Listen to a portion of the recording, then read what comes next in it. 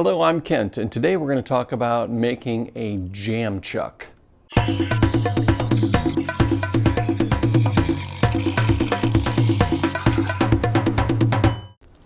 So what is a jam chuck? A jam chuck is a simple shaped piece of wood usually that is used to reverse mount a bowl. So this gets mounted to a regular 4-jaw chuck, and we have a tenon on here. We'll talk about that in a minute. And we usually use a piece of cushioning or something like that between the chuck and the bowl. That's going to get mounted in the lathe like this, and that exposes the bottom portion of the bowl so that we can remove the tenon and shape the foot of the bowl. That's the purpose of the jam chuck. The cool thing about the jam chuck is it's customizable and they're easy to make. You just need a chunk of wood. So today I'm going to use a piece of camphor. And this is straight grain camphor. I've got grain that's running from one end to the other through the whole piece. And I'm going to mount it to the lathe in that manner. I'm going to mount it end to end or spindle mount. This is going to be essentially a large spindle turning. Now I know as bowl turners we don't do spindle turnings that much, and it is a little bit different because the grain of the piece that we're turning runs parallel with the bed of the lathe. Typically, most bowls are turned side grain, where the grain of the wood is perpendicular to the bed lathe or to the headstock. So we're going to have a little bit of different things, but we can just use a bowl gouge to turn this very easily. If you do have a spindle roughing gouge, we can use that too. I'll show you both ways. Bowl gouge will do the trick really well. There are a few things we're going to need to do this turning. We're going to need a drive center. This is a 4-tooth spur chuck. This mounts into the Morris taper hollow of the headstock, and it's just a friction grip that holds that in place. It's called a drive chuck because there are no moving parts on this. Essentially, the friction being held into the headstock and the rotation of the lathe is what's going to rotate our piece. Now on the opposite end, we have a tailstock which has a live center. The live center has bearings and it will rotate with the piece. Before we get this mounted, let me explain a little bit about your wood choice. This is a piece of camphor I had laying around. It's a relatively hard wood, easy to work with, and this piece is pretty much dry. If you turn a green piece of wood, there's a good chance you're going to have a lot of movement and shifting. Especially for a jam chuck, you don't really want that, and you can come back to the piece later and turn it and straighten out a little bit if you want, but it's nice to have a relatively dry piece that you can work with. That way the piece will be stable as it goes. Now go ahead and mark your center on both ends.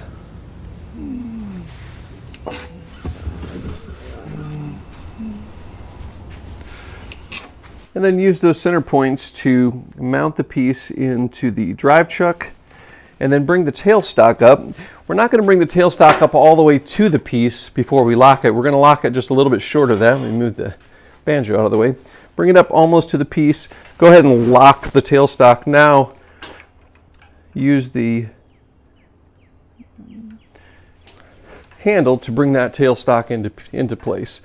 So you can see that the piece is relatively balanced.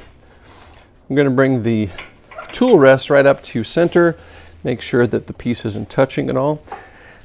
Now when you turn a piece like this end to end, you're going to want to continuously tighten the tailstock, because as this turns and as a vibration occurs, the drive chuck and the live center are going to loosen up a little bit. So you're going to continuously tighten this as you go. Well, and as I had mentioned a moment ago, you can use a spindle roughing gouge or a bowl gouge. Bowl gouge works great. Spindle roughing gouge, you need to know a couple things. First of all, this is a spindle roughing gouge because it has this small neck at the base of the tool and at the top of the handle. This can cut side grain, which this is. All of the grain is running back and forth parallel to the lathe. So this peels away pretty easily. That's not going to put a lot of pressure on a spindle roughing gouge. Now, if this were a traditional bowl blank, which is side mounted, we're going to have end grain coming over the top twice with each rotation. End grain on both sides is going to come over.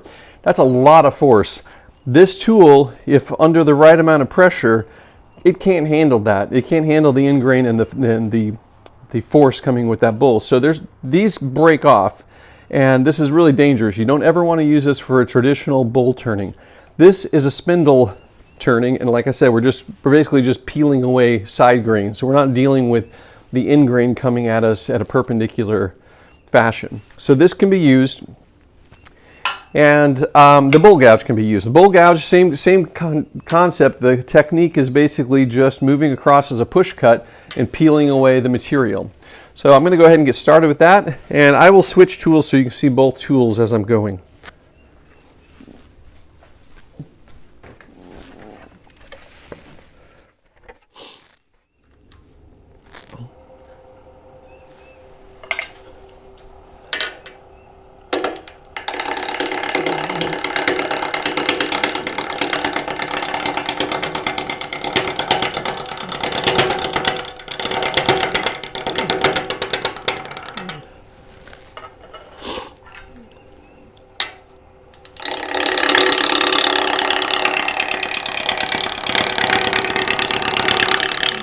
The spindle roughing gouge has about a 45 degree angle here on the bevel. And what happens with that is we want to put the handle down and make a peeling cut. It's called a peeling cut. Essentially, the wood is going to come past and just be peeled off. You can see that little shaving coming off right there. It's going to peel off a section each time it comes around.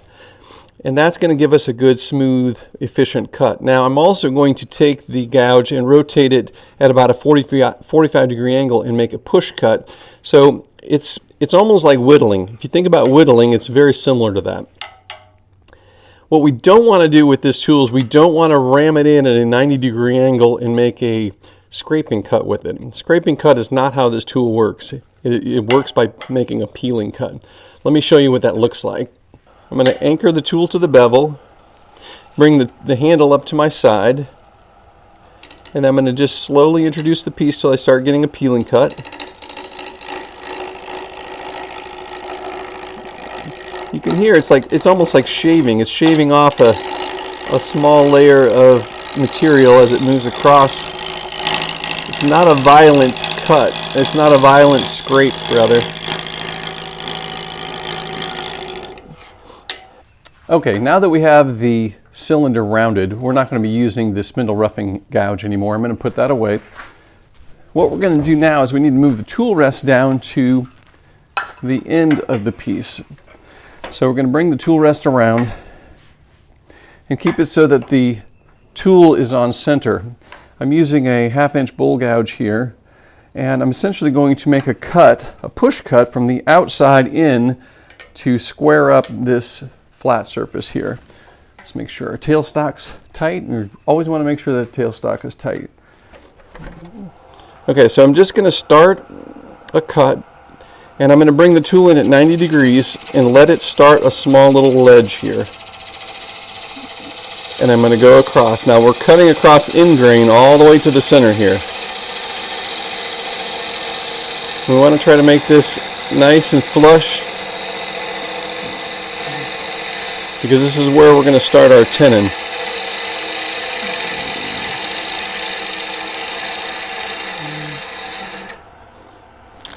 All right. Okay, so using the 4-jaw chuck that we're going to mount the jam chuck in just a bit, I'm going to close this down just a touch, not all the way closed. You've seen the tenon video, you know what I'm talking about here, and please refer to the tenon video so that you know exactly how to make a tenon. All right, so I have the width of the tenon transferred to my dividers. If you haven't seen my tenon video, you need to watch that, but you also really need to be careful. If you're using pointed dividers like this, never let the right tip touch the wood. The right tip is only being used as a guide to see if it's floating over the circle on the right side. In this case it is. So I'm just making a mark with the left tip. Alright, so that's the width of our 4-jaw chuck, and I will continue shaping the tenon.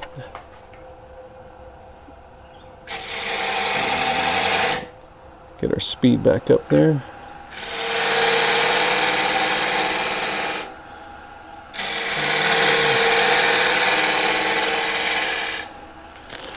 I'm using a spindle detail gouge to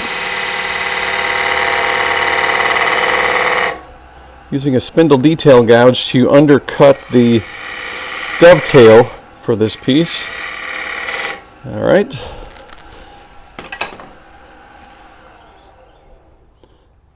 Okay, so now we have a cylinder with a tenon ready to be mounted in the 4-jaw chuck. So I'm going to back off the tailstock, take out the drive chuck,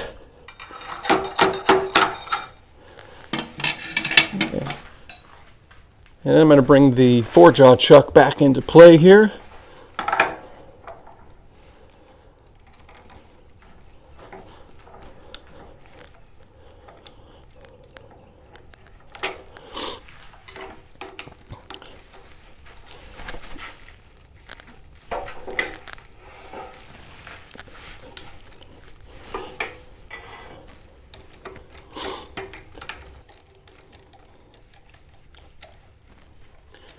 Tighten this down nicely from both sides.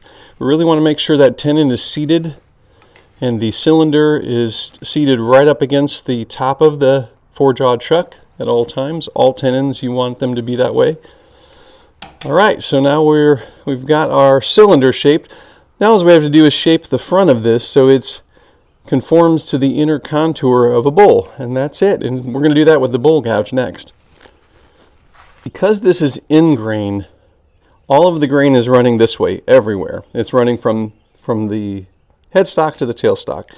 So in order to make a smooth cut, we need to make a cut from the outside in to the center here. I'm going to round this over up to the center. I'm going to smooth this off as well.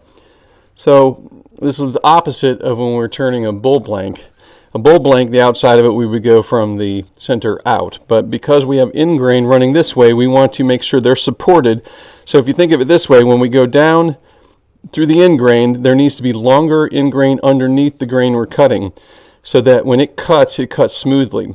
If we were to go the opposite way, it would basically tear up those in grain as it goes through. We'll talk about that more in another video as well. So what I'm going to do is I'm going to make just rounding curves here. I'm not going straight because I know the final piece is going to be curved. So I'm going to go ahead and start making that curve from the outside in.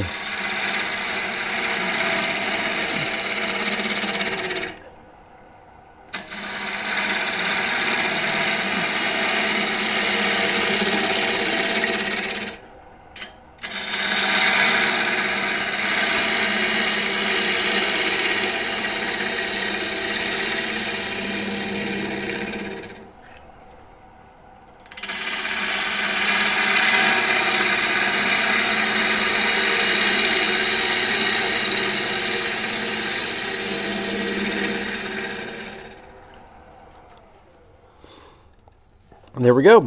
We have a nice contour here that'll match most bowls. And like I said earlier, this is a custom piece. So if you run into a particular shape of bowl or something that doesn't work, you can always just shape this a little bit more. Of course, it's going to shorten it, but that's not that big of a deal.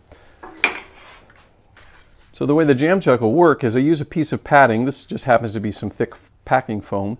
Put that up against there. You need to make sure it stays centered so this isn't off balance. You bring your bowl over the top of that, and then you bring your tailstock up to that piece and center it. This doesn't have a center point on it. Ideally, when you make your tenon, you put a center point on that as well.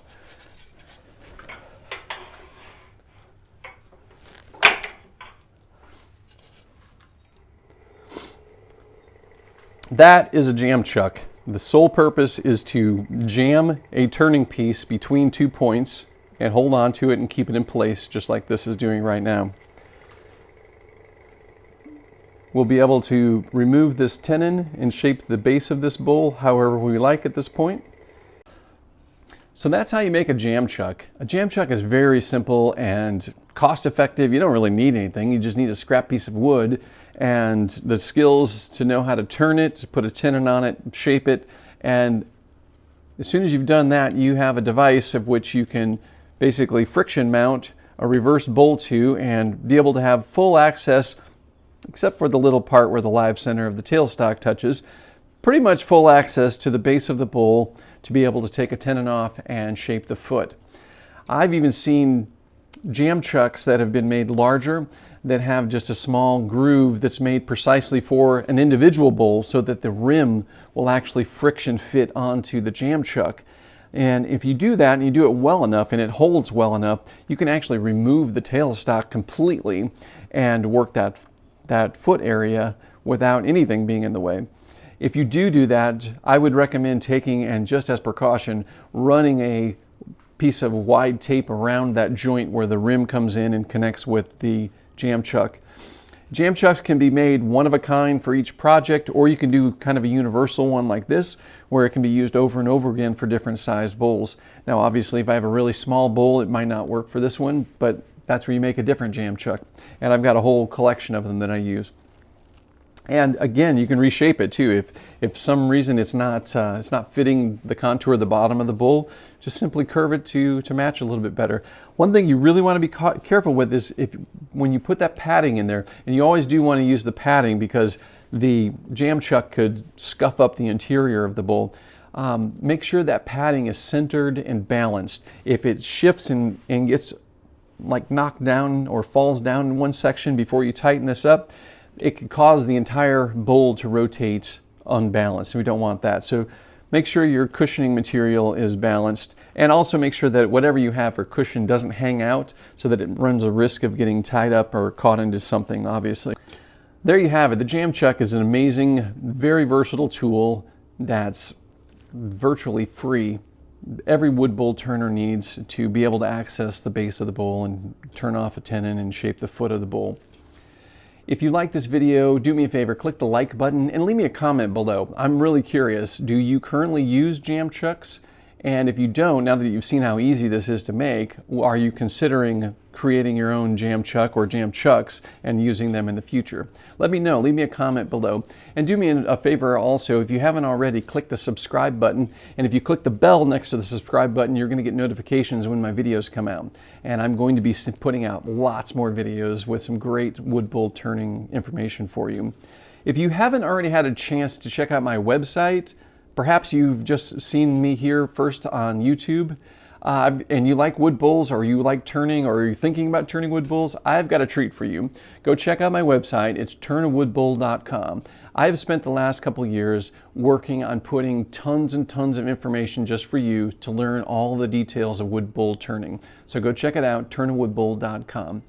And as I always say, until next time, happy turning.